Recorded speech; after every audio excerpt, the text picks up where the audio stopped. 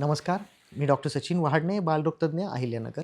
आपण बघितलं की जेव्हा बाळ चालायला लागतं, आजूबाजूच्या गोष्टी एक्सप्लोर करायला लागतं, खेळायला लागतं, खाली पडलेल्या वस्तू उचलून तोंडात घालायला लागतं किंवा बॉल खेळतंय, बाकीच्या खेळण्यांना हात लावतंय, इतर मुलांशी खेळतंय, घराबाहेर खेळायला जातंय. अशा वेळेला मातीच्या संपर्कात येतं, तोंडात हात घातले जातात आणि जंत होण्याची शक्यता वाढते. तर अशा ह्या जंताचा जो प्रादुर्भाव होतो, त्याच्यामुळे बऱ्याचदा मुलांना आयर्न डिफिशियन्सी होण्याचा धोका वाढतो. त्यांच्या वाढीवर परिणाम होतो, वजनावर परिणाम होतो आणि अशी मुलं थोडीशी अशक्त व्हायला लागतात. तर ह्या जंतांची ट्रीटमेंट करणं हे अतिशय गरजेचं आहे.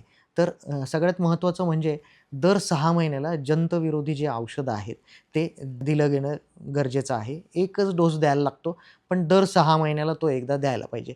माझ्या पेशंटला तर मी असं सांगतो, की तुम्ही लक्षात ठेवायला एकदम सोपं. 2 वेळेला वर्षातून आपल्याला जंताचं औषध द्यायचं आहे. ते एकदा 26 जानेवारीला आणि एकदा 15 ऑगस्टला द्या. वर्षातून 2 वेळा तुम्ही हे औषध देण्याची जर काळजी घेतली, तर हे मुलांचं जंत होण्याचं प्रमाण फार कमी होतं आणि साधारण एक 5 ते 6 वर्षाचे होईपर्यंत तरी दर 6 महिन्याला जंताचं औषध दिलं, तर ह्या गोष्टीपासून त्यांचं संरक्षण होईल आणि जंतामुळे होणाऱ्या विविध जे त्रास आहेत, की जे आयर्न डिफिशियन्सी आहे किंवा वाढीवर, वजनावर जो परिणाम होतो, तो सगळा टाळता येईल.